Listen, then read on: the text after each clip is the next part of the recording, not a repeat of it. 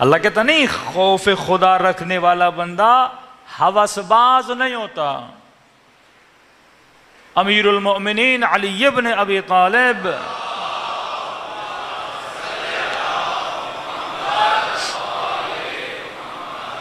مولا فرماتے ہیں کہ یہ نہیں کہ صرف ہوس بازی حرام میں ہوتی ہے، کبھی ہوس بازی حلال میں بھی ہوتی ہے.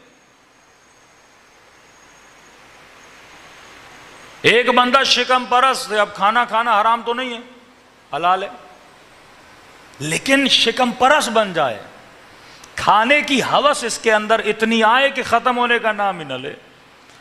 چلو بندہ فیملی کے ساتھ ہفتے میں ایک بار چلا جاتا ہے، مہینے میں ایک بار دوستوں کے ساتھ کسی اچھے ہوٹل پہ کھانا کھانے چلا گیا.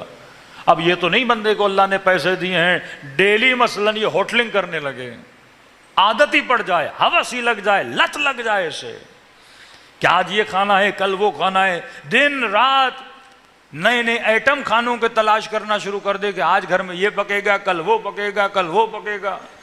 یہ بھول جائے کہ گھر میں بیوی کس لیے لایا تھا. بھئی ہوس بازی کے لیے انسان شادی نہ کرے. اصل مقصد زندگی سمجھو کہ خدا نے تجھے پیدا کس لیے کیا ہے.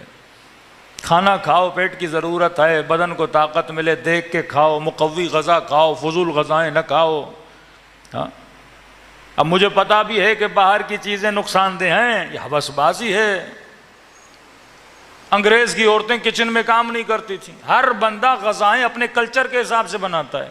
وہ ویسٹرن کلچر ہے، وہاں کانسیپٹ ہی نہیں ہے کہ اپنے ماں باپ کی خدمت کرنی ہے یا بیوی کوئی ہاؤس وائف ہو وہ عبادت سمجھے. عورت کا جہاد یہ ہے کہ اپنے گھر کو سنبھالے. سیدہ فرماتی ہیں اپنے بچوں کو صحیح تربیت دے، اپنے شوہر کی بہترین خدمت کرے، اپنے دین اور آخرت کی پرواہ کرے. مرد کا جہاد یہ ہے کہ باہر جائے، محنت کرے، رزق حلال کمائے.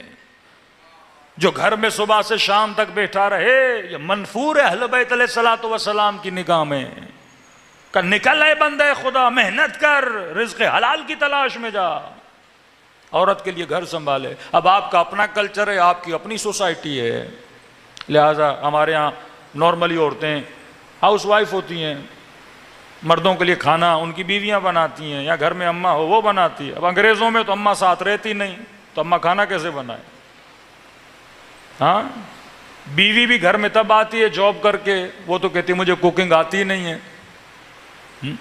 پہلے مائیں محنت کرتی تھیں، بیٹیوں کو سلائی سکھاتی تھیں، کوکنگ سکھاتی تھیں تاکہ یہ کسی اور کی محتاج نہ رہے. ہاں اب فخریہ طور پہ نہیں ہماری بیٹی تو پڑھی لکھی ہے، اسے کچھ پکانا نہیں آتا. پر ہے کس کام کی بھائی؟ ہاں گھر کیسے سنبھالے گی؟ بچوں کے لیے کھانا نہ بنائے، پھر اس کھانے میں پاکیزگی کیسے آئے گی؟ طہارت کیسے آئے گی؟ پھر پکاتے وقت بسم اللہ کون پڑھے گا؟ الحمدللہ کون پڑھے گا؟ ہاں انہی لقموں سے محبت اولاد کے وجود میں جاتی ہے. اب بیٹا مثلاً پچھلے زمانے میں اولادیں جب پردیس جاتی تھیں تو کہتے تھے ہمیں امی کا کھانا یاد آ رہا ہے. اب وہ جو پوری زندگی پیزا کھائے گا اس کو خاک ماں کا کھانا یاد آئے گا. وہ تو یہی بولے گا کراچی کی نہاری یاد آ رہی ہے اور بریانی یاد آ رہی ہے.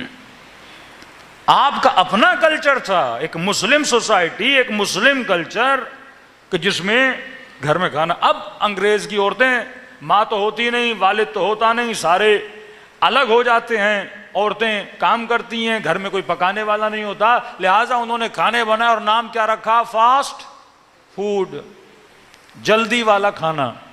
مطلب پکانے میں دیر نہ لگے، فل فریج سے نکالا. اوون بھی اسی لیے بنایا نا، مائکرو کیوں بنایا؟ تاکہ اس میں ڈالیں اور وہ بھی منٹس رکھے ہوتے ہیں، 8 منٹس میں کھانا گرم. ہاں اب وہ کھانا پیٹ میں گیا. اب ظاہر ہے اللہ نے پیٹ کا ایک سسٹم بنایا، یہ بھی 3 گھنٹے 4 گھنٹے لگاتا ہے کھانے کو ہضم کرنے میں. کہا نہیں ہضم بھی ہمیں فاسٹ کروانا ہے، ٹائم تھوڑی ہے.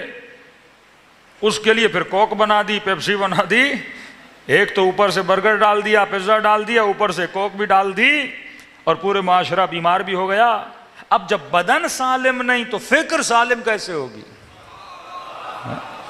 جب بدن سالم نہیں عقل سالم کیسے ہوگی؟ اہل بیت کی زندگی صرف یہ نہیں کہ بندہ صرف 4 شعر سنے، 4 باتیں کرے چلا جائے. رہن سہن، اصول اہل بیت، کھانے پینے کے آداب، سفرے کے آداب. لیکن آج معاشرہ ہوس باز بن گیا.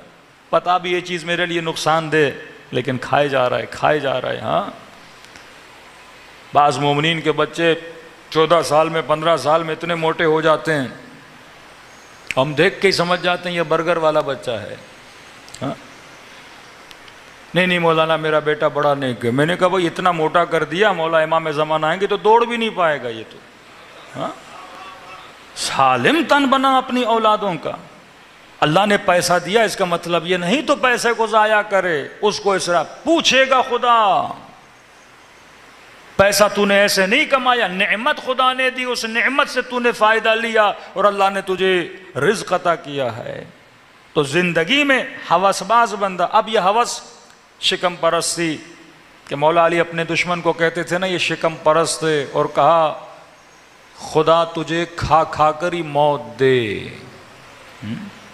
اور یہی ہوا، اس نے اتنا کھایا اپنے پیٹ کی وجہ سے مر گیا. اس کو ایک بیماری ہو گئی تھی، نہیں کھاتا تھا، اسے سکون نہیں ملتا تھا. ہاں یہ بد دعا ہے اہل بیت ہے، شکم پرستی بد دعا ہے. کئی ایسے لوگ نمازی تہجد گزار، لیکن ان کی کمزوری کیا ہوتی ہے؟ شکم. اور افسوس سے معاشرے میں جن مولویوں کو عوام کو تزکیہ نفس کا درس دینا تھا، اور آج معاشرے میں سب سے زیادہ پیٹو مولوی میں مانا جاتا ہے. پورا سائیکل الٹا چل رہا ہے کہ جنہیں شکم پرست نہیں ہونا وہ شکم پرست ہیں، جنہیں ہوا و ہوس کا مرید نہیں ہونا وہی ہوا و ہوس کے مرید بنتے ہیں. جن حکمرانوں کو عادل ہونا چاہیے وہی ظالم ہو جاتے ہیں. جس کرسی پہ بندے نے قضاوت کرنی ہے وہی رشوت لے کے غلط فیصلے کر دیتا ہے. پورا سائیکل غلط چل رہا ہے. یہ دوری ہے اہل بیت علیہ الصلوۃ والسلام کے اصولوں سے.